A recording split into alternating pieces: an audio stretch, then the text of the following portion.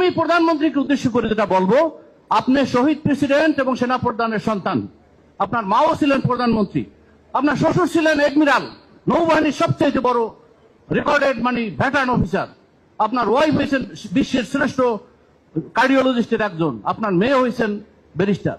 আপনি কিসের অসুবিধা? আল্লাহ আপনাকে যে নিয়ামত দিচ্ছে, আপনি সারাদিন শ্রদ্ধায় পড়ে থাকলেও একটা নিয়ামতের শুকরিয়া আদায় করতে পারবেন না। আপনি যদি কাউকে মুসলিকা দিয়ে আসে থাকেন, আপনার অতীতের ট্র্যাক রেকর্ড সবকিছু মিলে আমরা সবকিছু ভুলে যাব। বিরোধী দলের সাথে পরামর্শ করে সুন্দরভাবে জাতির স্বার্থে যা করা দরকার তাই করেন। আমি কোরআনের একটা আয়াত শুনাই আপনাদেরকে, সূরা আরাফের 96 নম্বর আয়াত, ওয়ালাউ আন্না আহলাল কুরআ আমানু লাফাতাহনা আলাইহিম বারাকাতুম মিনাস সামাই ওয়াল আরদ। আল্লাহ রাব্বুল আলামিন বলেন, কোন জনপদের মানুষ যখন আমাকে ভয় করে, আমি অবশ্যই আসমান জমিনের বরকতে সব দরজা খুলে দেব। এটা ইন্ডিয়ানে দিছে আপনাকে, এসে আপনার আফগানিস্তানে সোনার খনি, হীরার খনি, রূপার খনি, তেলের খনি, আল্লাহ যা দেন এমন কিছু নাই, ওটা আল্লাহ আমাদেরকেও দিবে। আল্লাহ আমাদেরকেও নিউক্লিয়ার পাওয়ারের অধিকারী করবে। আমরা এই দেশ চালাবো, আমরা কাকে ভয় করি? ইন্ডিয়ার প্রাইম মিনিস্টার, ডিফেন্স মিনিস্টার নেপালের কাছে হাত জোর করে ক্ষমা চাইছে একটা দেশের কাছে। আমাদের কোথায় দুর্বলতা? আমাদের, আমরা শুধু সস্তায় বিক্রি হই, আমরা দালালি করি। ইমানটা খুব বড় জিনিস। ইমানহীন আমল আর আমলহীন ইমান আল্লাহর কাছে কোনোটাই গ্রহণযোগ্য না। আপনি দুনিয়ায় প্রধানমন্ত্রী হলেন, প্রেসিডেন্ট হলেন, সবই হইলেন, কিন্তু মরার পরে আপনার জাহান্নামে জায়গা হইল। আমরা লেন্দুর দর্জি, সেই মির্জাফর, এগুলো আমরা এদের ইতিহাস আমরা দেখছি।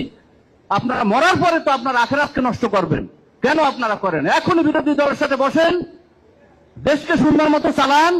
যোগ্য লোক যারা আছে, দেশপ্রেমিক আছে, আপনার আব্বার আদর্শের সাথে যারা মিল আছে তাদেরকে রাখেন। যেগুলা এই ঋণ খেলাপি আছে, অসৎ আছে, অবৈধ আছে, এই বিগত এক মাসে যে পারফরমেন্স আপনারা দেখাইছেন, হাসনাত আব্দুল্লাহ তো কাছাকাছিও আপনাদের মধ্যে একজন লোক নাই। আপনারা এখন যেটা করবেন, বিরোধী দলের সাথে মিশে ঐক্যবদ্ধভাবে দেশ পরিচালনা করেন। ইনশাআল্লাহ পৃথিবীর কোন শক্তি নাই যে আমাদের সামনে দাঁড়ায়।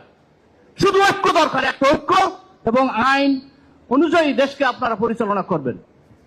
আর একটা কথা আমি বলবো, সশস্ত্র বাহিনীর যারা বড় বড় অফিসার আছেন, সেনাপ্রধানকেও আমি উদ্দেশ্য করব, আজকে সিভিলে তারা 6 মাস আগে 3টা প্রমোশন পাইয়া সবাই সবকিছু নিয়ে গেছে, এখন হান্টিং করেও কিছু পায় না কাউকে দেওয়ার মতো। আর সশস্ত্র বাহিনীর অফিসারদের ইউনুস গভর্নমেন্ট যেটা দিয়ে গেছে, সেটা 19 মাসে এখনো বাস্তবায়ন হয় নাই। এজন্য কিন্তু আপনাদের জবাবদিহি করতে হবে, মনে করেন না, সময় কিন্তু আসবে। সম্মানিত হাজিরিন, আমি 2-3টা কথা বলে শেষ করছি। আমার বোধ হয় কথা বলার প্রায় শেষ। একটা হলো, সাপ যখন সোজা হয় মরার পরে, আগে কিন্তু সোজা হয় না, এটাও একটু মনে রাখেন। মির্জাফর লেন্দুরদর্জির কথা আমি বলছি। আজকে আমাদের এই শিশির মনির ভাই আছেন, আমাদের জাতির শ্রেষ্ঠ সন্তান, আইন বিভাগে এই ধরনের রত্ন। আমার মনে হয় আমি সামনে